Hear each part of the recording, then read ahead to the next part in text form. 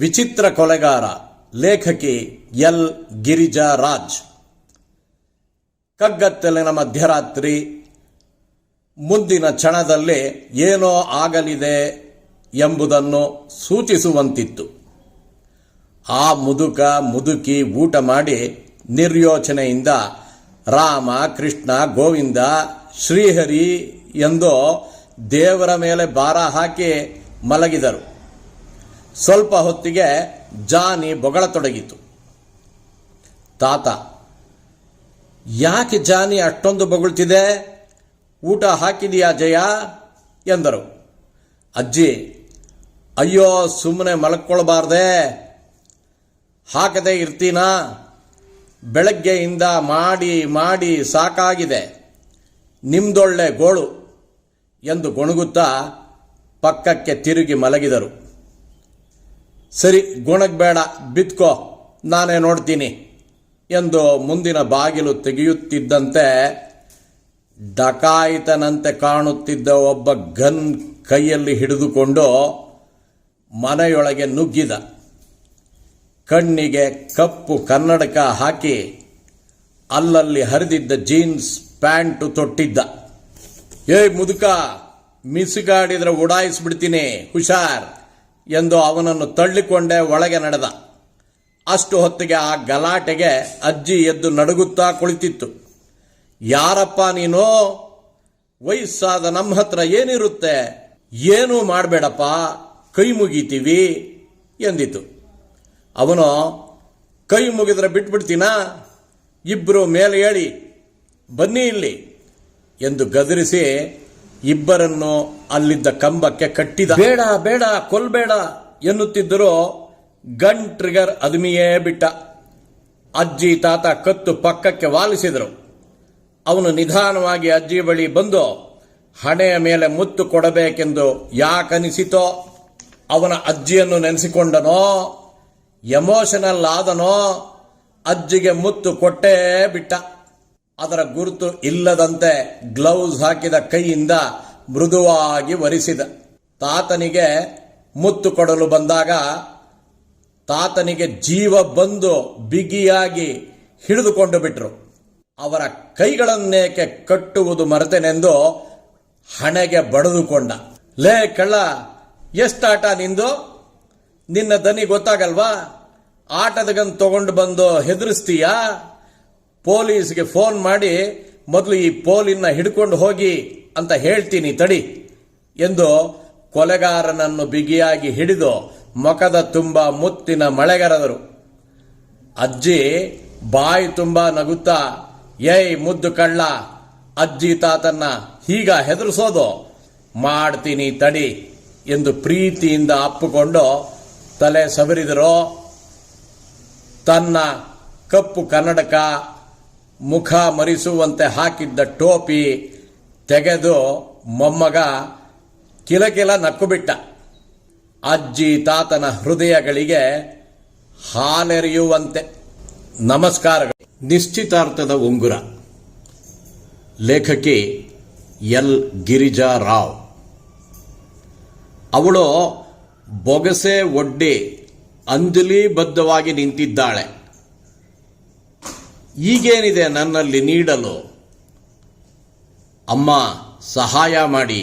ನನ್ನ ಮಗಳಿಗೆ ಸಿಕ್ಕಿರುವ ಈ ಗಂಡು ಒಳ್ಳೆಯ ಹುಡುಗ, ಸಣ್ಣ ಕೆಲಸವೂ ಇದೆ. ಕರುಣಾಳಿಗೆ ಸಂಕಟವಾಯಿತು. ಆದರೆ ಏನು ಕೊಡಲಿ?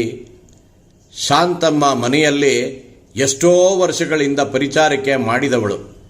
ಮನೆಯ ಸದಸ್ಯರಲ್ಲಿ ಒಬ್ಬಳಂತೆ ನಡೆಸಿಕೊಳ್ಳುತ್ತಿದ್ದೇವೆ. ನನ್ನವರಿಗೆ ಬಡವರು, ದೀನರೆಂದರೆ ಪ್ರೀತಿ. ಆದರೆ ಅವರನ್ನೇ ಕಳೆದುಕೊಂಡಿದ್ದೇನೆ. ಕರೋನಾದಿಂದ ಅವರನ್ನು ಉಳಿಸಿಕೊಳ್ಳಲು ಎಷ್ಟು ಪ್ರಯತ್ನ, ಎಷ್ಟೋ ಖರ್ಚಾಯಿತು. ಒಡವೆಗಳನ್ನೆಲ್ಲ ಕಳೆದುಕೊಂಡೆ. 3-4 ವರ್ಷಗಳ ಹಿಂದೆ ಏನೋ ಕಲಹ ಮಾಡಿಕೊಂಡು ಹೋದ ಮಗ ಅಪ್ಪನಿಗೆ ಕೋವಿಡ್ ಪಾಸಿಟಿವ್ ಎಂದು ತಿಳಿದಾಗ ಬಂದು ದೂರದಿಂದ ನೋಡಿಕೊಂಡು ಹೋದವನು ಅವರು ಲೋಕ ಬಿಟ್ಟ ಮೇಲೆಯೇ ಬಂದದ್ದು. ಸಂಬಂಧವೆಂದರೆ ಇಷ್ಟೇನೆ. Blood is thicker than water ಎಂಬುದಕ್ಕೆ ಅರ್ಥವಿದೆಯೇ? ಎಲ್ಲ ಕಳೆದುಕೊಂಡರೂ ಬೆರಳಿನಲ್ಲಿರುವ ನಿಶ್ಚಿತಾರ್ಥದ ಉಂಗರದ ವ್ಯಾಮೋಹ ನನ್ನನ್ನು ಬಿಟ್ಟು ಹೋಗಿಲ್ಲ. ಅವರು ತುಂಬ ಪ್ರೀತಿಯಿಂದ ಮಯೂರ ಆಕಾರದ ಉಂಗುರ ಮಾಡಿಸಿದ್ರು. ಬೆರಳಿಗೆ ತೊಡಿಸುವಾಗ ನನ್ನ ಕೆನ್ನೆ ಕಿವಿ ಕೆಂಪಾಗುವಂತೆ ಪಿಸುಗುಟ್ಟಿದ್ದು ಎಂದಾದರೂ ಮರೆಯಲು ಸಾಧ್ಯವೇ? ನನ್ನ ಮುದ್ದು ಕರುಣ ನಿನಗಾಗಿ ಇಷ್ಟಪಟ್ಟು ಮಾಡಿಸಿದ್ದು ಎಂದು ಹಸ್ತವನ್ನು ಮೆಲ್ಲನೆ ನೆವರಿಸಿದ್ದರು. ಅಮ್ಮವರೇ ಎಂಬ ಪದ ಮತ್ತೆ ಎಚ್ಚರಿಸಿತು. ಶಾಂತಮ್ಮ ಬೊಗಸೆಯುಡ್ಡಿ ನಿಂತಿದ್ದಾಳೆ. ನಾನು ನಿಶ್ಚಿತಾರ್ಥದ ಉಂಗುರ ಒಮ್ಮೆ ನೋಡಿದೆ, ಅವಳನ್ನೊಮ್ಮೆ ನೋಡಿದೆ. ಗಟ್ಟಿ ಮನಸ್ಸು ಮಾಡಿ ಅದನ್ನು ಬೆರಳಿನಿಂದ ತೆಗೆದು ಬೇಡುತ್ತಿದ್ದ ಬೊಗಸೆಗೆ ಹಾಕಿದೆ. ಏನೋ ಹೇಳಲು ಹೊರಟವಳನ್ನು ತಡೆದು, ಮದುವೆಗೆ ಸಿದ್ಧತೆ ಮಾಡಿಕೋ, ಇದನ್ನು ಮಾರಿಬಿಡು, ನನ್ನ ಬಳಿ ಇರುವುದು ಇಷ್ಟೇ. ಅವಳು ನನ್ನ ಪಾದಗಳ ಮೇಲೆ ಬಿದ್ದಳು. ಜೀವ ಇರುವವರೆಗೂ ಬದುಕಿರಬೇಕು. ದೇವರ ಮನೆಯಲ್ಲಿ ಹಚ್ಚಿಟ್ಟ ನಂದಾದೀಪ ಪ್ರಶಾಂತವಾಗಿ ಉರಿಯುತ್ತಿತ್ತು. ಮನಸ್ಸು ಶಾಂತವಾಯಿತು. ಕರೋನಾ ಈ ಜಗತ್ತನ್ನೇ ಅಲ್ಲಾಡಿಸಿಬಿಟ್ಟಿದೆ. ನನ್ನನ್ನು ಯಾವುದೋ ಸಾರ್ಥಕತೆಗಾಗಿ ಆ ದೇವರು ಭೂಮಿಯಲ್ಲಿ ಜೀವಂತವಾಗಿಟ್ಟಿದ್ದಾನೆ. ಪಕ್ಕದ ಮನೆ ಸರೋಜ ಪ್ರತಿದಿನ ಬಂದು ಅವರ ಮಕ್ಕಳಿಗೆ ಕನ್ನಡ ಹೇಳಿಕೊಡಿ ಎಂದು ಒತ್ತಾಯ ಮಾಡುತ್ತಿದ್ದಾರೆ. ಇಂಗ್ಲಿಷ್ ಶಾಲೆಗೆ ಹಾಕಿ ಕನ್ನಡವೇ ಸರಿಯಾಗಿ ಬರುತ್ತಿಲ್ಲ. ನಿಮ್ಮ ಶ್ರಮಕ್ಕೆ ಶುಲ್ಕ ತೆಗೆದುಕೊಳ್ಳಿ ಕರುಣಮ್ಮ. ಗೆಳತಿಯರು ಅವರ ಮಕ್ಕಳಿಗೆ ಕನ್ನಡ ಹೇಳಿಕೊಡುವವರನ್ನು ಹುಡುಕುತ್ತಿದ್ದಾರೆ. ಯೋಚಿಸಿದಾಗ ಯಾಕಾಗಬಾರದು ಎನಿಸಿತು. ಕನ್ನಡ ಪಾಠ ಹೇಳಿಕೊಡುವುದೆಂದರೆ ಜೇನು ಸವಿದಂತೆ. ಜೊತೆಯಲ್ಲೇ ಆಸೆ ಇಣುಕಿತು. ಸಂಪಾದನೆ ಮಾಡಿದ ನಂತರ ಅವರ ನೆನಪಿಗಾಗಿ ಮಯೂರ ಆಕಾರದ ಉಂಗುರ ಮತ್ತೆ ಮಾಡಿಕೊಳ್ಳಬಹುದಲ್ಲವೇ ಎನಿಸಿ ನಗು ಬಂದಿತು. ಹೇಗೋ ವ್ಯಾಮೋಹ ಅಂಟಿಕೊಂಡೇ ಬಿಡುತ್ತದಲ್ಲ. ನಮಸ್ಕಾರ. ಬೆಸೆದುಕೊಂಡ ಜೀವಗಳು. ಲೇಖಕರು ಗೋಪಿನಾಥ್.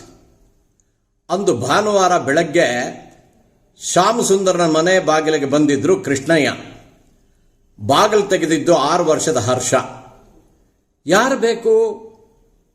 ಶ್ಯಾಮ್ ಸುಂದರ ಇದ್ದಾರಾ? ಕರಿಯಪ್ಪ. ನಿಮ್ಮ ಹೆಸರೇನು? ಕೃಷ್ಣಯ್ಯ. ಅಪ್ಪ, ಯಾರೋ ಕೃಷ್ಣಯ್ಯ ಬಂದಿದ್ದಾರೆ ವಿಷಯ ಮುಟ್ಟಿಸಿದ ಹರ್ಷ. ಯಾರೋ ಅದು ಎನ್ನುತ್ತಲೇ ಹೊರಬಂದ ಶ್ಯಾಮ್. ನಮಸ್ಕಾರ, ನಾನು ಕೃಷ್ಣಯ್ಯ. ನಿಮ್ಮ ಚಿಕ್ಕಪ್ಪ ದಯಾನಂದ ಅವರು ಕಳಿಸಿದ್ರು. ಇದು ನನ್ನ ಮಗಳ ಜಾತಕ ನೋಡಿ. ನಾನಾಗಲೇ ಸಂಸಾರಿಯಾಗಿದ್ದೇನೆ. ನನಗೊಬ್ಬ ಮಗನಿದ್ದಾನೆ. ಆದರೂ ನಮ್ಮ ಚಿಕ್ಕಪ್ಪನಿಗಿದು ಅರ್ಥವಾಗ್ತಿಲ್ಲ. ಮತ್ತೆ ಅವರು ನೀವು ಮದುವೆಗಿದ್ದೀರಿ ಎಂದು ಗೋತ್ರ, ನಕ್ಷತ್ರ, ಕೆಲಸ, ಸಂಬಳ ಎಲ್ಲ ವಿಷಯವನ್ನು ತಿಳಿಸಿದ್ರಲ್ಲ. ನನಗೊಬ್ಬ ಮಗನಿದ್ದಾನೆ, ಆಗ್ಲೇ ನೋಡಿದ್ರಲ್ಲ. ಅವನ ಹೆಸರು ಹರ್ಷ, 6 ವರ್ಷ ವಯಸ್ಸು. ಅಲ್ಲ, ಹೀಗಂತೀನಿ ಅಂತ ಬೇಸರ ಮಾಡ್ಕೊಂಬೇಡಿ. ನೀವು 2ನೇ ಮದುವೆಗಿರೋ ಗಂಡ. ಇಲ್ಲ, ನನ್ನ ಮದುವೆನೇ ಆಗಿಲ್ಲ. ಮತ್ ಮಗ ಹೇಗ್ ಬಂದ? ನಕ್ಕ ಕೇಳಿ. ಬನ್ನಿ ಒಳಗೆ. ಹೊರಗೆ ನಿಂತು ಎಷ್ಟು ಹೊತ್ತು ಮಾತಾಡ್ತೀರಿ? ನಂದೊಂದು ದೊಡ್ಡ ಕಥೆ. ಮದುವೆಯಾಗಿಲ್ದಿದ್ರು ನಾನು ಅಪ್ಪ ಮತ್ತು ಸಂಸಾರಿ. ಏನು ಹೇಳ್ತೀರಿ ಸರ್ ನೀವು? ನನ್ನ ತಂದೆ ತಾಯಿಗೆ ನಾನು ಒಬ್ಬನೇ ಮಗ. 3 ವರ್ಷದ ಕೆಳಗೆ ರಸ್ತೆ ಅಪಘಾತದಲ್ಲಿ 2 ಮೃತಪಟ್ಟರು. ನನಗೆ ಜೀವನವೇ ಬೇಸರವಾಯಿತು. ಯಾರಿಗಾಗಿ ಬದುಕಬೇಕು ಅನ್ನಿಸ್ತಿತ್ತು. ಮದುವೆಯಾದರೆ ಸಂಸಾರದ ಕೊಡುವೆ ಬೇಡವೇ ಬೇಡ ಎನ್ನಿಸಿ ಮದುವೆ ಬೇಡವೆಂದು ನನ್ನ ಚಿಕ್ಕಪ್ಪನಿಗೆ ತಿಳಿಸಿದೆ. ತಂದೆ ತಾಯಿ ತೀರ್ಕೊಂಡು ವರ್ಷ ಕಳೆದಿತ್ತು. ಒಂದು ದಿನ ನಾನು ಕೆಲಸದ ನಿಮಿತ್ತ ಮೈಸೂರಿಗೆ ಹೋಗಿದ್ದೆ. ನನ್ನ ಕೆಲಸ ಬೇಗನೆ ಮುಗಿದಿತ್ತು. ಕುಕ್ಕರಹಳ್ಳಿ ಕೆರೆ ನೋಡಬೇಕೆನಿಸಿ ಹೋದೆ. ಅಲ್ಲಿ ಕೆರೆಗೆ ಹೋಗುವಾಗ ಮುಂಭಾಗದಲ್ಲಿ 4 ವರ್ಷದ ಹುಡುಗನೊಬ್ಬ ನಿಂತಿದ್ದ. ಬರುವಾಗಲೂ ಅಲ್ಲೇ ನಿಂತಿದ್ದ. ಜೊತೆನಲ್ಲೊಂದು ನಾಯಿ ಮರಿ. ಹುಡುಗ ಹತ್ತಿರ ಬಂದು ಪ್ಯಾಂಟ್ ಹಿಡಿದು, ನನ್ನ ನಾಯಿ ಮರಿ ಹಸ್ದಿದೆ, ಒಂದು ಬನ್ ಕೊಡಿಸಿ ತಿನ್ನಿಸ್ತೀನಿ ಇಂದ. ಅವನ ನಾಯಿ ಮೇಲಿನ ಪ್ರೀತಿಗೆ ಮೂಕನಾದೆ. ನಿನಗೆ ಹಸುವಿಲ್ವೋ ಕೇಳಿದೆ. ಮೊದಲು ನಾಯಿ ಮರಿ ಹಸು ನೀಗಬೇಕು, ಅದಕ್ಕೆ ಆಹಾರ ಸಿಗದೆ ನೆನ್ನೆಯಿಂದ ಹಸ್ದಿದೆ ಪಾಪ. ನಾನು ಪರವಾಗಿಲ್ಲ, ಸಹಿಸ್ಕೊಳ್ತೇನೆ. ಅವನ ಅಂತಃಕರಣದ ಮಾತುಗಳು ನನ್ನನ್ನು ಕಟ್ಟಿ ಹಾಕಿಬಿಟ್ಟಿತು. ನೀನು ಇಲ್ಲಿ ಹೇಗೆ ಬಂದೆ? ಇಲ್ಲಿಯವನ? ನನ್ನ ಊರಿದಲ್ಲ, ನಮ್ಮಪ್ಪ ಕುಕ್ಕರಹಳ್ಳಿ ಕೆರೆ ಕರ್ಕೊಂಡು ಬಂದಿದ್ದು ಗೊತ್ತು. ಆಮೇಲೆ ತಿಂಡಿ ತರುವುದಾಗಿ ಹೇಳಿ ನೆನ್ನೆ ಸಾಯಂಕಾಲ ಹೋದವರು ಇನ್ನೂ ಬರಲಿಲ್ಲ. ನೆನ್ನೆಯಿಂದ ಈ ನಾಯಿ ಮರಿ ನನ್ನ ಜೊತೆನಲ್ಲೇ ಇದೆ. ರಾತ್ರಿ ಎಲ್ಲಿದ್ದಿ? ಇಲ್ಲೇ ಅಪ್ಪನಿಗಾಗಿ ಜಗಲಿ ಮೇಲೆ ಕಾಯ್ತಾ ಇದ್ದೆ. ನಿದ್ರೆ ಬಂತು, ಮಲಗಿಬಿಟ್ಟೆ. ಆ ಕ್ಷಣಕ್ಕೆ ನನಗೆ ಎಲ್ಲವೂ ಅರ್ಥವಾಗಿತ್ತು. ಅವನ ತಂದೆ ಮಗನನ್ನು ಸಾಕಲಾರದೆ ಬಿಟ್ಟು ಹೋಗಿರಬೇಕೆಂದು ಭಾವಿಸಿದೆ. 2 ವರ್ಷದ ಕೆಳಗೆ ಹರ್ಷನನ್ನು ಮತ್ತು ನಾಯಿ ಮರಿಯನ್ನು ಕರೆದುಕೊಂಡು ಬಂದೆ. ನನ್ನ ಸಂಸಾರದಲ್ಲಿ 4ನೆಯವರಿಗೆ ಪ್ರವೇಶವಿಲ್ಲ. ನನ್ನನ್ನು ಕ್ಷಮಿಸಿ ಎಂದ ಶ್ಯಾಮಸುಂದರ. ನಮಸ್ಕಾರ. ಕೊಡುಗೆ ಲೇಖಕರು ಗೋಪಿನಾಥ್. ಗಂಡ ಹೆಂಡತಿ 8 ವರ್ಷದ ಮಗಳು, ಅವರದೊಂದು ಸಂಸಾರ. ಹೇಳಿಕೊಳ್ಳುವಂತಹ ಸಂಪಾದನೆ ಇಲ್ಲ. ಗಂಡ ಕಾವಲುಗಾರ, ಹೆಂಡತಿ ಮನೆ ಕೆಲಸ ಮಾಡುವುದು. ಮಗಳು ಶ್ರಾವಂತಿ ಸರ್ಕಾರಿ ಶಾಲೆಯಲ್ಲಿ 3ನೇ ತರಗತಿಯಲ್ಲಿ ಓದುತ್ತಿದ್ದಾಳೆ. ಒಂದು ದಿನ ಬೆಳಗ್ಗೆ ಶ್ರಾವಂತಿ, ಅಪ್ಪ ನನಗೆ 1 ರೂಪಾಯಿ ಕೊಡಪ್ಪ ಎಂದು ಕೇಳಿದಳು. ಯಾವತ್ತೂ ಹಣ ಕೇಳದಿರದ ಮಗಳು ಇಂದು ಹಣ ಕೇಳುತ್ತಿರುವುದೇಕೆ ಎನಿಸಿತು ತಂದೆ ವೀರಯ್ಯನಿಗೆ. ಮಗಳೇ, ಹಣ ಏಕೆ ಬೇಕು? ನಿನ್ನ ಅವಶ್ಯಕತೆ ಏನಿದ್ರೂ ನನಗೆ ಹೇಳು, ನಾನು ಈಡೇರಿಸ್ತೇನೆ. ಅಪ್ಪ, ನನಗೆ ಹಣ 1 ರೂಪಾಯಿ ಮಾತ್ರ ಸಾಕು. ಇಲ್ಲ ಅನ್ಬೇಡಪ್ಪ. 1 ರೂಪಾಯಿನಲ್ಲಿ ಏನು ಬರುತ್ತೆ? 1 ರೂಪಾಯಲ್ಲಿ ಒಂದು ಚಾಕ್ಲೇಟ್ ಕೂಡ ಬರಲ್ಲ. ಏಕೆ ಬೇಕು ಹೇಳು? ಇಲ್ಲಪ್ಪ, ನೀವು 1 ರೂಪಾಯಿ ಕೊಡಿ, ಆಮೇಲೆ ನಿಮಗೆ ಎಲ್ಲ ತಿಳಿಯುತ್ತೆ. ವೀರಯ್ಯ ಮಗಳಿಗೆ 1 ರೂಪಾಯಿ ಕೊಟ್ಟ. ಅದರಲ್ಲಿ ಅವಳು ಏನು ಮಾಡ್ತಾಳೆ ಎಂದು ಯೋಚಿಸಲಾರಂಭಿಸಿದ. ಸಿಹಿ ಕೊಳ್ಳೋದಕ್ಕಂತೂ ಅಲ್ಲ, ಅಂಗಡಿಯಲ್ಲಿ ಕೊಂಡು ತಿನ್ನುವ ಅಭ್ಯಾಸ ಅವಳಿಗಿಲ್ಲ. ಮತ್ತ್ಯಾಕೆ ಎಂದುಕೊಂಡು ಸುಮ್ಮನಾಗದೆ ಮಗಳನ್ನು ಹಿಂಬಾಲಿಸಿದ. ಮಗಳು ಕೈಲಿ ರೂಪಾಯಿ ಹಿಡಿದು ಹೊರಟಿದ್ದಳು. ಒಂದು ಹೂವಿನ ಅಂಗಡಿಗೆ ಹೋಗಿ ಅವಳು 1 ರೂಪಾಯಿ ಕೊಟ್ಟು ಒಂದು ರೋಜಾ ಹೂ ಕೊಂಡು ಹಿಂತಿರುಗಿದಳು. ಹಿಂಬಾಲಿಸಿದ್ದ ವೀರಯ್ಯ ಎಲ್ಲವನ್ನು ಕಂಡು ಆಶ್ಚರ್ಯಗೊಂಡ. ಬಹುಶಃ ಮುಡಿಯಲು ಆಸೆಯಾಗಿರಬೇಕೆಂದು ಭಾವಿಸಿದ. ಮಗಳಿಗೆ ಗೊತ್ತಾಗದ ಹಾಗೆ ವೀರಯ್ಯ ಮನೆ ಸೇರಿದ. ಮಗಳು ತಾಯಿ ಕನಕಮ್ಮ ಇರೋ ಅಲ್ಲಿಗೆ ಹೋಗಿ, ಅಮ್ಮ, ಹುಟ್ಟಿದ ಹಬ್ಬದ ಶುಭಾಶಯಗಳು ಎಂದು ಹೇಳಿ ಅಮ್ಮನಿಗೆ ರೋಜಾ ಹೂವು ಕೊಟ್ಟು ಆಮೇಲೆ ಅದನ್ನು ತಾನೇ ಅವಳ ಮುಡಿಗೆ ಮುಡಿಸುತ್ತಾಳೆ. ಇದೇಕೆ ಮಗಳೇ, ನನಗೆ ಹೂವು, ನೀನು ಮುಡ್ಕೊಂಬಾರ್ದ ಎನ್ನುತ್ತಾಳೆ ಕನಕಮ್ಮ. ಅಮ್ಮ, ಇಂದು ನಿನ್ನ ಹ್ಯಾಪಿ ಬರ್ತ್ಡೇ, ನಿನಗೇ ಗೊತ್ತಿಲ್ಲ ನೋಡು. ಪ್ರತಿ ವರ್ಷ ನನ್ನ ಹುಟ್ಟಿದ ಹಬ್ಬನ್ನ ಆಚರಣೆ ಮಾಡ್ತೀಯ. ನೀ ಕೂಡಿಟ್ಟ ಹಣದಲ್ಲಿ ನನಗೆ ಆ ದಿನ ಹೊಸ ಬಟ್ಟೆ ತಂದು ಕೊಡ್ತೀಯ, ನನಗಿಷ್ಟವಾದ ಅಡುಗೆ ಮಾಡಿ ಹಾಕ್ತೀಯ. ಆದರೆ ಯಾರೂ ನಿನ್ನ ಹುಟ್ಟಿದ ಹಬ್ಬ ನೆನೆಸ್ಕೊಳ್ಳೋದೇ ಇಲ್ಲ. ಇನ್ನು ಮುಂದೆ ನಾನು ನಿನಗೆ ವಿಶ್ ಮಾಡ್ತೀನಿ.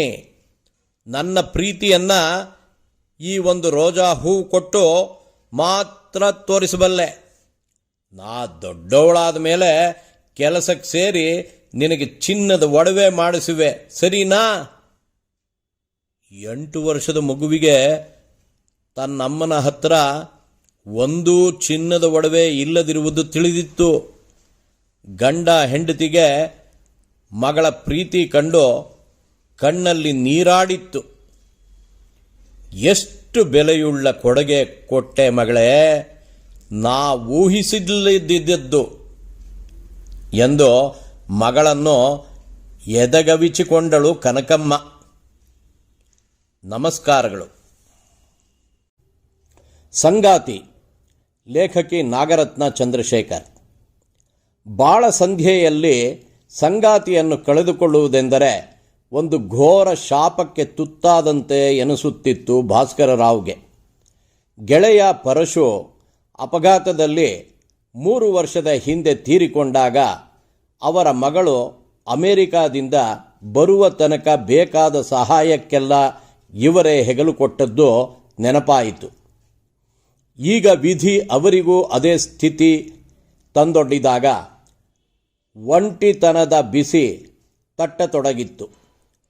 2 ಗಂಡು ಮಕ್ಕಳಿದ್ದರೂ ಇವರಿಗೆ ಅವರ ಜೊತೆ ಹೋಗಿರಲು ಇಷ್ಟವಿಲ್ಲದೆ ಕೈ ಬಾಯಿ ಸುಟ್ಟುಕೊಂಡು ನಿಶ್ಶಬ್ದದ ಗೂಡಾಗಿರುವ ಮನದೊಳಗೆ ನೆನಪುಗಳ ರಂಗೋಲೆಯಲ್ಲಿ ಚಿತ್ರ ಬಿಡಿಸುತ್ತಾ ಕೂತು ಬಿಡುತ್ತಾರೆ. ಆಗಾಗ ಬೇಸರವಾದರೆ ಪಾರ್ಕಿಗೆ ಸಂಜೆ ವಾಕಿಂಗ್ ಹೋಗುತ್ತಾರೆ. ಹೀಗೆ ದಿನಗಳನ್ನು ದೂಡುತ್ತಾ ವರ್ಷಗಳೇ ಕಳೆದು ಹೋದವು. ಅಚಾನಕ್ ಆ ದಿನ ಸ್ನೇಹಿತ ಪರಶುವಿನ ಮಗಳು ಸುನೀತಾ ತನ್ನ 5 ವರ್ಷದ ಮಗಳೊಂದಿಗೆ ಪಾರ್ಕಿಗೆ ಬಂದಿದ್ದಳು. ಕುಶಲೋಪರಿ ಮಾತುಗಳೆಲ್ಲ ಮುಗಿದ ನಂತರ ಇದ್ದಕ್ಕಿದ್ದಂತೆ ಅವಳು ಕೇಳಿದ ಪ್ರಶ್ನೆಗೆ ಅವಾಕ್ಕಾದರು. ಅಂಕಲ್, ನೀವೇಕೆ ಇನ್ನೊಂದು ಮದುವೆ ಮಾಡಿಕೊಳ್ಳಬಾರದು? ಅಲ್ಲಮ್ಮ, ಇದು ನೀನಿರುವ ಅಮೆರಿಕ ಅಲ್ಲ ಎಂದು ನಗುತ್ತಾ ಮಾತು ಮರೆಸಲು ನೋಡಿದರು. ಅಯ್ಯೋ ಅಂಕಲ್, ನಮ್ಮಮ್ಮನಿಗೂ ಇದೇ ಮಾತನ್ನು ಹೇಳ್ತಾ ಇರ್ತೀನಿ. ನಿಮಗೇ ಗೊತ್ತು, ಅಪ್ಪ ಅವಳನ್ನು ಸರಿಯಾಗಿ ನೋಡಿಕೊಳ್ಳಿಲ್ಲ. ಅವಳನ್ನು ಹೊರಗೆ ಕಳಿಸದೆ ಒಳ್ಳೆ ಕೈದಿ ಥರ ಜೀವಮಾನ ಪೂರ್ತಿ ಗೃಹಬಂದಿಯಾಗಿರಿಸಿದ್ರು. ಎಷ್ಟು ಒಳ್ಳೆಯ ಸಂಗೀತಗಾರ್ತಿ ಆಗಬಹುದಾಗಿತ್ತು, ಎಲ್ಲ ಅವಕಾಶಗಳನ್ನು ತಪ್ಪಿಸಿಬಿಟ್ರು. ನನಗೆ ಗೊತ್ತಿದೆ ಪಾಪ. ಈಗ ನಿಮ್ಮಮ್ಮ ಹೇಗಿದ್ದಾರೆ? ಒಂದು ಬಾರಿ ಅವರನ್ನು ಭೇಟಿ ಮಾಡಿದ್ದೆ. ಮನೆಯಲ್ಲೇ ಸಂಗೀತ ಪಾಠನ ಹೇಳ್ಕೊಡ್ತಾ ಇದ್ದಾರೆ ಅಂತ ಗೊತ್ತಾಯಿತು. ಈಗ ಅವಳ ಸಾಮ್ರಾಜ್ಯ ಅಂದರೆ ಸಂಗೀತ ಅಷ್ಟೇ. ಅವಳನ್ನು ಇಲ್ಲಿ ಒಂಟಿಯಾಗಿ ಬಿಟ್ಟು ಹೋಗೋವಾಗೆಲ್ಲ ನನಗೆ ತುಂಬ ಭಯವಾಗುತ್ತೆ, ದುಃಖವೂ ಆಗುತ್ತೆ. ನೀವು ಒಪ್ಪಿದರೆ ನೀವಿಬ್ಬರು ನಿಮ್ಮ ಮುಂದಿನ ಜೀವನವನ್ನು ಜೊತೆಯಾಗಿ ಕಳೀಬಹುದು. ನಿಮ್ಮ ಮಕ್ಕಳನ್ನು ಬೇಕೆಂದರೆ ನಾನು ಮಾತನಾಡಿಸುವೆ. ಪಾರ್ಕ್ನಲ್ಲಿ ನಡೆದ ಮಾತುಕತೆಯ ಗುಂಗಿನಲ್ಲೇ ಇದ್ದ ಸುನೀತಾ ಮನೆಗೆ ಬಂದ ಮೇಲೆ ರಾತ್ರಿ ಊಟ ಮಾಡಿ ಮಗಳನ್ನು ಮಲಗಿಸಿ ನಿಧಾನಕ್ಕೆ ತಾಯಿಯ ಹತ್ತಿರ ಬಂದು ಕುಳಿತಳು. ಇನ್ನು 10 ದಿನಕ್ಕೆ ನಾನು ಹೊರಡೋ ದಿನ ಬಂದೇ ಬಿಡುತ್ತೆ ಅಮ್ಮ. ಹೂ ಕಣೆ, ಪಾಪು ಜೊತೆ ಮಾತುಕತೆ ಆಟ ಅಂತ ಹೊತ್ತು ಹೋಗಿದ್ದೆ ಗೊತ್ತಾಗಲಿಲ್ಲ. ಸಂಗೀತ ಪಾಠಕ್ಕೂ ರಜೆ ಕೊಟ್ಟುಬಿಟ್ಟಿದ್ದೆ. ಪೂರ್ತಿ ಸಮಯ ನಿಮ್ಮ ಜೊತೆನೇ ಇರಬೇಕು ಅಂತ. ಅಮ್ಮ, ಇವತ್ತು ಸಂಜೆ ಪಾರ್ಕ್ನಲ್ಲಿ ಅಪ್ಪನ ಫ್ರೆಂಡು ಭಾಸ್ಕರ್ ರಾವ್ ಸಿಕ್ಕಿದ್ರು. ಆಂಟಿ ಹೋದ್ಮೇಲೆ ಅವರು ತುಂಬ ತಗ್ಗಿ ಹೋಗಿದ್ದಾರೆ. ಮುಂದಿನ ವಾರ ನಮ್ಮನೆಗೆ ಊಟಕ್ಕೆ ಬನ್ನಿ ಅಂತ ಕರೆದಿದ್ದೀನಿ. 2 ವರ್ಷ ಹಾಸಿಗೆ ಹಿಡಿದಿದ್ದ ಅವರ ಹೆಂಡತಿನ ಮಗು ಥರ ನೋಡ್ಕೊಳ್ತಿದ್ದ ಪುಣ್ಯಾತ್ಮ. ಅವರನ್ನು ನೋಡಿದಾಗಲೆಲ್ಲ ಅವರಂಥ ಅಪ್ಪ ನನಗೂ ಸಿಗಬೇಕಾಗಿತ್ತು ಅನ್ನಿಸ್ತಿತ್ತು. ಈಗ ಒಂಟಿಯಾಗಿ ಒದ್ದಾಡ್ತಿದ್ದಾರೆ. ಏನು ಮಾಡೋದು, ವಿಧಿ ಬರಹ ಅಷ್ಟೇ. ಅಂಥ ಒಳ್ಳೆಯ ಸ್ನೇಹಿತರಿದ್ರೂ ನಿಮ್ಮಪ್ಪ ಒಂದಿಷ್ಟು ಬದಲಾಗಲಿಲ್ಲ. ಆ ವಿಧಿ ಬರಹನ್ನ ಈಗ ಬದಲಾಯಿಸಬಹುದು. ನೀನು ಮನಸ್ಸು ಮಾಡಬೇಕು ಅಷ್ಟೇ. ಏನು ಹುಡುಗಾಟ ಸುನಿ ನಿಂದು?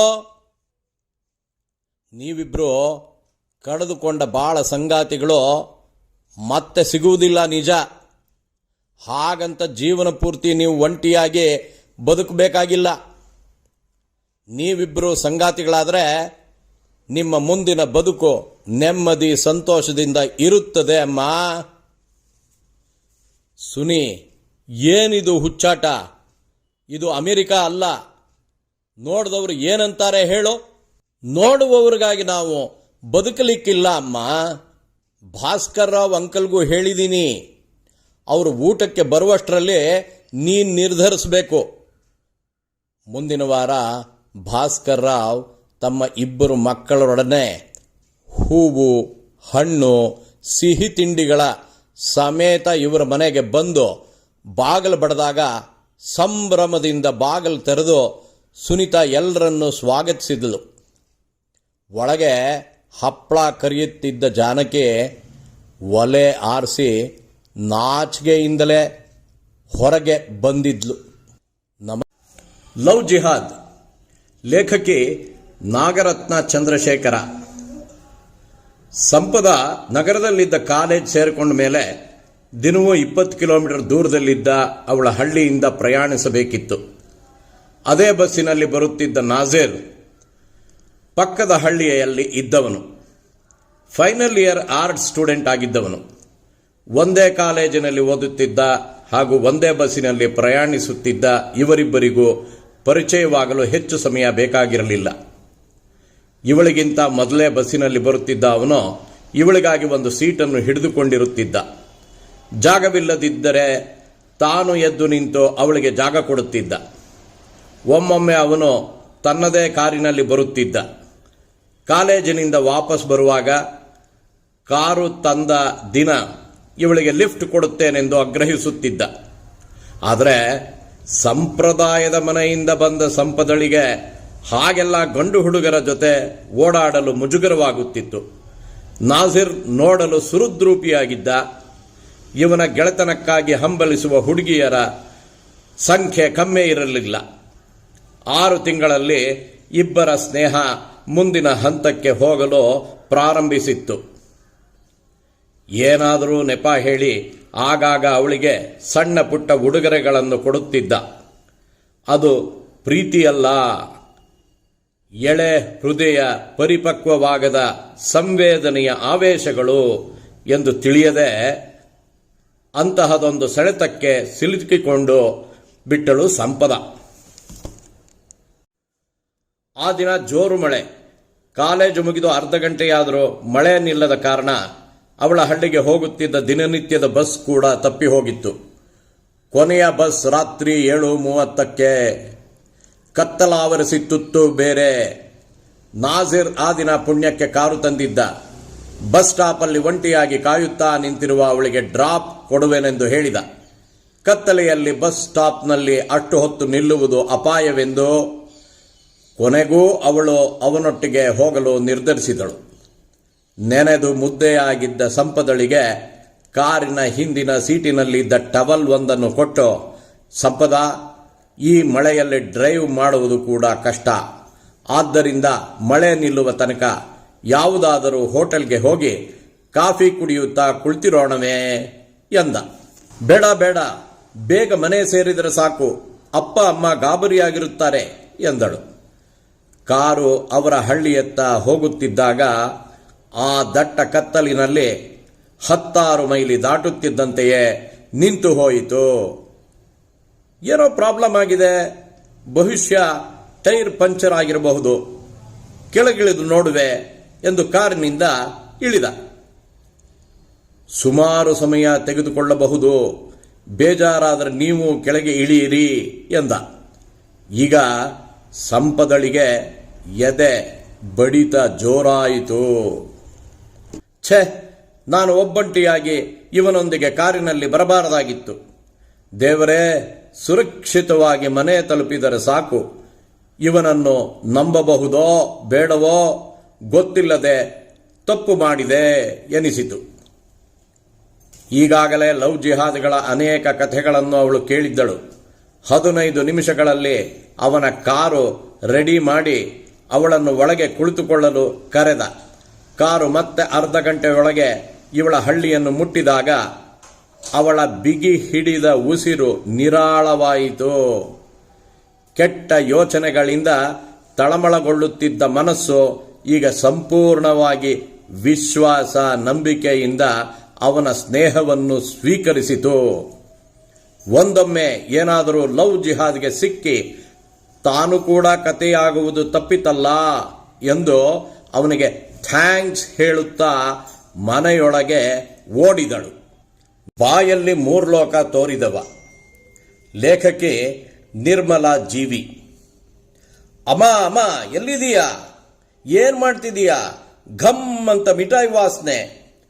ಮೂಗರಳಿಸುತ್ತಲೇ ಅಮ್ಮ ಅಂಜನಾಳ ಬಳಿ ಬಂದ 9ರ ಪೋರ ಚಿನ್ಮಯ್. ಚಿನ್ನು, ಇವತ್ತು ಗೋಕುಲಾಷ್ಟಮಿ ಕಣೋ, ಕೃಷ್ಣ ಹುಟ್ಟಿದ ದಿನ. ಚಕ್ಕಲಿ, ಕೋಡುಬಳೆ, ಉಂಡೆಗಳು, ಮಿಠಾಯಿ ಮತ್ತಿನ್ನೇನೇನೋ ಮಾಡ್ತಾ ಇದ್ದೀನಿ. ಸಾಯಂಕಾಲ ಕೃಷ್ಣನ್ ಪೂಜಿಸಿ ನೈವೇದ್ಯ ಮಾಡಬೇಕು, ಆಮೇಲೆ ಎಲ್ಲರೂ ತಿನ್ನಬೇಕು, ಗೊತ್ತಾಯ್ತಾ ಅಂತ ರಾಗವಾಗಿ ಹೇಳಿದಳು. ಅಮ್ಮ, ಹುಟ್ಟಿದ ದಿನಾನೇ ಇದೆಲ್ಲ ತಿನ್ನಕ್ಕೆ ಕೃಷ್ಣಂಗೆ ಹಲ್ಲುಗಳೆಲ್ಲಿರುತ್ತೆ? ಪ್ರಶ್ನಿಸಿದ ಚಿನ್ಮಯ್. ರಾಮ ಏನೇನೋ ಕೇಳಿ ಸತಾಯಿಸ್ಬೇಡಪ್ಪ, ಸ್ವಲ್ಪ ಹೊತ್ತು ಹೊರಗಡೆ ಆಟ ಆಡ್ಕೊಳ್ತಾ ಇರು ಚಿನ್ನು. ನನಗೆ ಒಂದೇ ಒಂದು ಉಂಡೆ ಕೋಡುಬಳೆ ಕೊಟ್ಬಿಡಮ್ಮ, ತಿಂದ್ಬಿಟ್ಟು ಹೊರಗೆ ಆಟ ಆಡ್ತಾ ಇರ್ತೀನಿ, ಕೊಡಮ್ಮ. ಚಿನ್ಮಯಿ ಬೇಡಿದ ತನ್ನ ವರಸೆಯಲ್ಲೇ. ತಪ್ಪು, ಈಗೇನೂ ಕೊಡೋಲ್ಲ. ಮೊದಲು ಕೃಷ್ಣಂಗೆ, ಆಮೇಲೆ ನಿಂಗೆ. ಜಾಣ ಮರಿ ಅಲ್ವಾ, ಹೋಗು ಆಟ ಆಡ್ಕೋ ಬಂಗಾರ ಅಂತ ಅರೆ ಬರೆ ಅರ್ಥ ಮಾಡ್ಕೊಂಡು ಚಿನ್ಮಯಿನ ಉಪಾಯವಾಗಿ ಕಳಿಸಿದಳು ಅಂಜನಾ. ಸಾಯಂಕಾಲದವರೆಗೂ ಸಾಕಷ್ಟು ತಿಂಡಿಗಳನ್ನು ಮಾಡಿ ದೇವರ ಪೂಜೆಗೆ ಅಣಿ ಮಾಡಿದಳು. ಜಯಂತ್ ಆಫೀಸ್ನಿಂದ ಬರುತ್ತಿದ್ದಂತೆ ಪೂಜೆಗೆ ತಯಾರಾದ. ಚಿನ್ನು ಎಲ್ಲಿ ಎಂದು ಜಯಂತ್ ಕೇಳಿದಾಗಲೇ ಬಹಳ ಹೊತ್ತಿನಿಂದ ಚಿನ್ನು ತನ್ನ ಬಳಿ ಸುಳಿದೇ ಇಲ್ಲ ಎನ್ನೋ ವಿಚಾರ ಅಂಜನಾಗೆ ಪಕ್ಕನೆ ಹೊಳೆಯಿತು. ತಿಂಡಿಗಳನ್ನು ಮಾಡಿ ಪೂಜೆಗೆ ಅಣಿ ಮಾಡುವ ಗಡಿಬಿಡಿಯಲ್ಲಿ ಚಿನ್ನುವಿನ ಜ್ಞಾಪಕವೇ ಬಂದಿರಲಿಲ್ಲ. ಅಂಜನಾ ಹೇಳುತ್ತಿದ್ದಂತೆ ಜಯಂತ್ ಸಿಡಿಮಿಡಿಗೊಂಡ. ಚಿಕ್ಕ ಮಗುನ ಅಷ್ಟು ಹೊತ್ತು ಹೊರಗಿಟ್ಟಿದ್ದೀಯಲ್ಲ, ಈಗಿನ ಟ್ರಾಫಿಕ್ ಅಂತೂ ಸಿಕ್ಕಾಪಟ್ಟೆ ಭಯಂಕರ ಅಂದ. ಅಂಜನಾಗೆ ಗಾಬರಿಯಿಂದ ಕಣ್ಣಲ್ಲಿ ಗಂಗಾ ಭವಾನಿಯರು ಪ್ರತ್ಯಕ್ಷರಾದರು. ಬಿಟ್ಟದ್ದು ಬಿಟ್ಟು ಮನೆಗೆ ಬೀಗ ಜಡಿದು ಇಬ್ರು ಚಿನ್ಮಯಿನ ಹುಡುಕಲು ಹೊರಟರು. ಅಕ್ಕಪಕ್ಕದ ಬೀದಿಗಳಲ್ಲಿ ಕಾಣಲೇ ಇಲ್ಲ. ಪೊಲೀಸ್ ಸ್ಟೇಷನ್ಗೆ ಹೋಗುವುದೆಂದು ಯೋಚಿಸುವಷ್ಟರಲ್ಲಿ ಅಲ್ಲಿ ಕಟ್ಟುತ್ತಿದ್ದ ಮನೆಯ ಮುಂದೆ ಹಾಕಿದ್ದ ಮರಳು ರಾಶಿಯಲ್ಲಿ ಕೂಲಿಯಾಳುಗಳ ಮಕ್ಕಳೊಂದಿಗೆ ಚಿನ್ಮಯ್ ಕಾಣಿಸಿದ. ತಲೆಯಿಂದ ಕಾಲವರೆಗೆ ಮಣ್ಣು ಸುರಿದುಕೊಂಡು ಆಟದಲ್ಲಿ ಮಗ್ನವಾಗಿದ್ದ ಚಿನ್ಮಯ್. ಗುರುತೇ ಸಿಕ್ಕದಂತಾಗಿದ್ದ. ಮಗನನ್ನು ಕಂಡೊಡನೆ ಅಂಜನಾ ಓಡೋಡಿ ಹೋಗಿ ಎತ್ತುಕೊಂಡಳು. ಮಣ್ಣಾಗಿದ್ದ ಅವನ ಕೈ, ಕಾಲು, ಬಾಯಿಗಳನ್ನು ಸೆರಗಿನಲ್ಲಿಯೇ ಒರೆಸಿದಳು. ಅಂದು ಮಣ್ಣು ತಿಂದು ಯಶೋಧಾದೇವಿಗೆ ಬಾಯಲ್ಲಿ 3 ಲೋಕಗಳನ್ನು ತೋರಿಸಿದವನು ಇಂದು ಮರಳ ರಾಶಿಯಲ್ಲಿ ನನಗೆ ಪಾಠ ಕಲಿಸಿದ್ಯಲ್ಲೋ. ಎದುರಿಗಿರುವ ನಿನಗಿಂತ ನನಗೆ ದ್ವಾಪರ ಯುಗದ ಕೃಷ್ಣನನ್ನು ಕಾಣುವ ತವಕ ಹೆಚ್ಚಾಯಿತಲ್ಲ. ನನ್ನ ವಿವೇಕ ಎಲ್ಲಿ ಜಾರಿತ್ತು? ನೀ ಕೇಳಿದಾಗ ಉಂಡೆ ಕೋಡುಬಳೆ ಕೊಡಲಿಲ್ಬೇಕೆ ಎಂದು ಪರಿಪರಿಯಾಗಿ ಹಲುಬಿದಳು. ತನ್ನನ್ನು ತಾನೇ ಬೈದುಕೊಂಡಳು. ಚಿನ್ಮಯ್ಗೆ ಅಲ್ಲಿದ್ದ ಮಕ್ಕಳಿಗೆ ಅಂಜನಾಳ ದುಃಖ, ಸಂತೋಷ, ಅಳು ಏನೂ ಅರ್ಥವಾಗಲಿಲ್ಲ. ಕೂಲಿಗಾರರು ಅವಳ ಅಳಲನ್ನು ಬೆಪ್ಪಾಗಿ ನೋಡುತ್ತಿದ್ದರು. ಅಂಜನಾಳನ್ನು ಸಮಾಧಾನಪಡಿಸಿದ ಜಯಂತ್ ಅಲ್ಲಿದ್ದ ಮಕ್ಕಳನ್ನೆಲ್ಲ ಮನೆಗೆ ಕರೆದೊಯ್ಯುವುದಾಗಿ ಕೂಲಿಯಾಳುಗಳಿಗೆ ಹೇಳಿ ಚಿನ್ಮಯ್ ಜೊತೆಗೆ ಅವರನ್ನೆಲ್ಲರನ್ನೂ ಕರೆತಂದ. ಸಂಭ್ರಮದಿಂದ ಕೃಷ್ಣನ ಪೂಜೆ ಮಾಡಿದ. ಎಲ್ಲ ಮಕ್ಕಳು ಉಂಡೆ, ಚಕ್ಕಲಿ, ಕೋಡುಬಳೆ, ಮಿಠಾಯಿಗಳನ್ನು ತಿಂದು ಸಂತೋಷಪಟ್ಟರು. ತಾನು ಮಾಡಿದ ತಿಂಡಿಗಳು ನಿಜಕ್ಕೂ ಸಾರ್ಥಕವಾದವೆಂದು ಸಂತೋಷಿಸುತ್ತಾ ಅಂಜನಾ ಕೃಷ್ಣನಿಗೆ ಮತ್ತೊಮ್ಮೆ ನಮಸ್ಕರಿಸಿದಳು. ನಾಲ್ಕನೆಯ ಕೋತಿ. ಲೇಖಕಿ ನಿರ್ಮಲಾ ಜೀವಿ. ಸಾಲ ಕುಳಿತು ಕೆಟ್ಟದ್ದನ್ನು ನುಡಿಯುವುದಿಲ್ಲ, ಕೆಟ್ಟದ್ದನ್ನು ಕೇಳುವುದಿಲ್ಲ, ಕೆಟ್ಟದ್ದನ್ನು ನೋಡುವುದಿಲ್ಲ ಎಂದು ಸಾರುವ ಕೋತಿಗಳು ಗಾಂಧೀಜಿಗೆ ಬಲುಪ್ರಿಯ ಎನ್ನುವುದು ಯಾರು ಕೇಳಿಲ್ಲ. ಮೂಲತಃ ಈ ಜಪಾನಿ ಕೋತಿಗಳು ಹಲವಾರು ವರ್ಷಗಳಿಂದಲೂ ಡಂಗೂರ ಹೊಡೆದು ಸಾರುತ್ತಿದ್ದರೂ ಪ್ರಪಂಚ ಬದಲಾಗಿದೆಯೇ? ಒಂದು ದಿನ ಇದ್ದಕ್ಕಿದ್ದಂತೆ ಕೋತಿಗಳಿಗೆ ಬಾಯಿ, ಕಿವಿ, ಕಣ್ಣುಗಳನ್ನು ಮುಚ್ಚಿಕೊಂಡು ಕುಳಿತಿರುವುದು ಚಿಟ್ಟಾಯಿತು. ತಲೆ ಚೆಚ್ಚಿಕೊಳ್ಳಲು ಕೈಗಳನ್ನು ತೆಗೆಯಲಾರದೆ ಬಂಧಿತರಾಗಿರುವ ನಮಗೆ ಸ್ವಾತಂತ್ರ್ಯವೇ ಇಲ್ಲವೇ ಎಂದು ಪೇಚಾಡಿದವು. ಅಷ್ಟರಲ್ಲಿ ಕಿವಿ ಮುಚ್ಚಿಕೊಂಡಿದ್ದ ಕೋತಿಗೆ ಮತ್ತೊಂದು ಕೋತಿ ಆಗಷ್ಟೇ ಬಂದು ತಮ್ಮ ಪಕ್ಕದಲ್ಲಿ ಕುಳಿತಿದ್ದು ಕಾಣಿಸಿತು. ಅದು ಬಾಯಿ ಮುಚ್ಚಿದ್ದ ಕೋತಿಗೆ, ಅಲ್ಲಿ ನೋಡು ಮತ್ತೊಂದು ಕೋತಿ ಬಂತು ಎಂದು ಹೇಳಿತು. ಬಾಯಿ ಮುಚ್ಚಿಕೊಂಡೆ ಹೂ ಹೂ ಹೂ ಎಂದು ಮೂಕ ಭಾಷೆಯಲ್ಲಿ ಸಂತೋಷ ವ್ಯಕ್ತಪಡಿಸಿತು ಮೊದಲನೆಯ ಕೋತಿ. ಕಣ್ಣು ಮುಚ್ಚಿಕೊಂಡಿದ್ದ ಮೂರನೆಯ ಕೋತಿಗೆ ಕಾಣಿಸದಿದ್ದರೂ ಮತ್ತೊಂದು ಕೋತಿ ಬಂದು ಕೂತಿರುವ ಸುದ್ದಿ ಕೇಳಿದ್ದರ ಜೊತೆಗೆ ಮೊದಲ ಕೋತಿ ಊ ಊ ಊ ಎಂದು ಸಂತೋಷ ವ್ಯಕ್ತಪಡಿಸಿದ್ದು ಕೇಳಿದ್ದೇ ಭಲೆ ಭಲೆ ಎಂದು ಉದ್ಗರಿಸಿ ತನ್ನ ಸಂತೋಷ ತೋರಿಸಿತು. ಅಷ್ಟರಲ್ಲಿ ಮೊದಲೆರಡು ಕೋತಿಗಳಿಗೆ ನಾಲ್ಕನೆಯ ಕೋತಿಯ ಕೈಲಿ ಏನೋ ಒಂದು ವಿಚಿತ್ರ ಅದ್ಭುತ ವಸ್ತು ಕಾಣಿಸಿತು. ಹೊಸ ಕೋತಿ ಅದರಲ್ಲಿ ಎಷ್ಟು ಮಗ್ನವಾಗಿ ತಲ್ಲೀನವಾಗಿತ್ತೆಂದರೆ ಆ ಮೂರು ಕೋತಿಗಳ ಇರುವು, ಮಾತು, ಸದ್ದು, ಸುದ್ದಿ ಏನೂ ಗೊತ್ತಾಗಲೇ ಇಲ್ಲ. ಅಂತಹ ಅಪೂರ್ವ ವಸ್ತು ಯಾವುದೆಂದು ಅವು ಬಗ್ಗಿ ಬಗ್ಗಿ ನೋಡಿದಾಗ ಕಂಡದ್ದು ಸ್ಮಾರ್ಟ್ ಫೋನ್. ಆಗ ಮೊದಲ ಕೋತಿಗೆ ಥಟ್ಟನೆ, ಇನ್ನು ನಾವು ಮೂವರು ಬಾಯಿ, ಕಿವಿ, ಕಣ್ಣುಗಳನ್ನು ಮುಚ್ಚಿಕೊಂಡು ಕುಳಿತಿರುವ ಅಗತ್ಯವಿಲ್ಲ. ಸ್ಮಾರ್ಟ್ ಫೋನ್ನಲ್ಲಿ ತಲ್ಲೀನವಾಗಿರುವ ನಾಲ್ಕನೆಯ ಕೋತಿಯೊಂದೇ ಜನರಿಗೆ ಬಾಯಿ, ಕಿವಿ, ಕಣ್ಣುಗಳನ್ನು ಮುಚ್ಚಿಕೊಂಡು ತನ್ನ ಪಾಡಿಗೆ ತಾನು ಎಲ್ಲರಿಂದ ದೂರವಿರುವ ಸಂದೇಶ ನೀಡುತ್ತದೆ ಎನ್ನುವ ವಿಷಯ ಹೊಳೆಯಿತು. ಕೂಡಲೇ ಊ ಊ ಎಂದು ಸನ್ನೆಯ ಮೂಲಕವೇ ತನ್ನ ಮಾತನ್ನು ಎರಡನೆಯ ಕೋತಿಗೆ ಹೇಳಿತು. ಎರಡನೆಯ ಕೋತಿ ಮಹತ್ವದ ಸುದ್ದಿಯನ್ನು ಕಣ್ಣು ಮುಚ್ಚಿ ಕುಳಿತಿದ್ದ ಕೋತಿಗೆ ರವಾನಿಸಲು ತಡ ಮಾಡಲಿಲ್ಲ. ಥಟ್ಟನೆ ಎಲ್ಲ ಕೋತಿಗಳಿಗೂ ಸ್ವಾತಂತ್ರ್ಯ ಸಿಕ್ಕಂತಾಗಿ ಕೈಕಾಲುಗಳನ್ನು ಝಾಡಿಸಿಕೊಂಡು ಪೇರಿಕಿತ್ತವು. ಅವು ಹೋದ ದಿಕ್ಕಿನ ಕಡೆಯೂ ನೋಡದೆ ನಾಲ್ಕನೆಯ ಕೋತಿ ತನ್ನ ಪಾಡಿಗೆ ತಾನು ಸ್ಮಾರ್ಟ್ ಫೋನ್ನಲ್ಲಿ ಮುಳುಗಿ ಮಗ್ನವಾಗಿ ತಲ್ಲೀನವಾಗಿತ್ತು. ನಾಲ್ಕನೆಯ ಕೋತಿಯನ್ನು ನೀವು ನೋಡಿದ್ದೀರಾ? ನಮಸ್ಕಾರಗಳು. ಮೆದುಳಿಗೆ ಮೇವು. ಲೇಖಕರು ಪೂರ್ಣಿಮಾ ಭಗವಾನ್. ಯಾವಾಗಲೂ ಚರವಾಣಿ ಇಟ್ಕೊಂಡು ನೀನು ಅದರಲ್ಲೇ ಮುಳುಗು ಹೋದರೆ ಮನೆ ಕೆಲಸ ಎಲ್ಲ ನಾನೇ ಮಾಡ್ಕೊಂಡು ಹೋಗ್ಬೇಕಾ? ಪರವಾಗಿಲ್ಲ ಬಿಡು, ನನಗೂ ಹೊಸ ಅನುಭವ, ಜೊತೆಗೆ ಕಲಿಕೆಗೂ ಅವಕಾಶ. ಆದರೆ ನೀನು ಬರ್ತಾ ಬರ್ತಾ ದುಡಿಮೆ ಎರಡೂ ಆಗ್ತಾ ಇದೀಯ. ಆರೋಗ್ಯದ ಕಡೆ ಸ್ವಲ್ಪ ಗಮನ ಕೊಡು ಎಂದು ನಗೆಚಟಾಕಿ ಹಾರಿಸಿದ ಪವನ್. ನೀವು ಹೇಳೋದು ಸರಿಯಾಗೇ ಇದೆ. ಇನ್ನೊಂದೆರಡು ದಿನ ಆಮೇಲೆ ಸ್ವಲ್ಪ ಬಿಡುವು ನೀಡ್ತೀನಿ ಎಂದಳು ಸುಮಾ. ಶಾಲಾ ದಿನಗಳಲ್ಲಿ ಈ ರೀತಿ ದಿನದಲ್ಲಿ 6-8 ಗಂಟೆಗಳ ಕಾಲ ಪಠ್ಯಪುಸ್ತಕದ ಓದಿಗೆ, ಅಭ್ಯಾಸಕ್ಕೆಂದು ನಿಯಮಿತವಾಗಿ ಮೀಸಲಾಗಿಟ್ಟಿದ್ರೆ ನಾವು ಎಲ್ಲೋ ಇರ್ತಾ ಇದ್ವೋ ಅಲ್ವಾ ಎಂದಳು ಗೆಳತಿ ಗ್ರೀಷ್ಮ. ಆಗಲೂ ನಾವು ಪಠ್ಯಪುಸ್ತಕ ಒಂದನ್ನು ಬಿಟ್ಟು ಬೇರೆಲ್ಲ ಪತ್ರಿಕೆಗಳು, ಪುಸ್ತಕಗಳನ್ನು ಓದುತ್ತಿದ್ವಲ್ಲ. ಈಗ ವಾಟ್ಸಪ್ ವಿಶ್ವವಿದ್ಯಾನಿಲಯ ಬಂದು ಓದುವವರ ಸಂಖ್ಯೆ ಹೆಚ್ಚುತ್ತಿದೆ ಎನಿಸುತ್ತಿದೆ. ಆದರೂ ಪುಸ್ತಕಗಳನ್ನು ಓದುವಾಗ ಸಿಗುವ ಆಹ್ಲಾದ ಚರವಾಣಿಯಲ್ಲಿ ಸಿಗುವುದಿಲ್ಲ ಎಂದು ಉದ್ಗಾರ ಸುಮಳದ್ದು. ಅದು ನಿಜಾನೇ.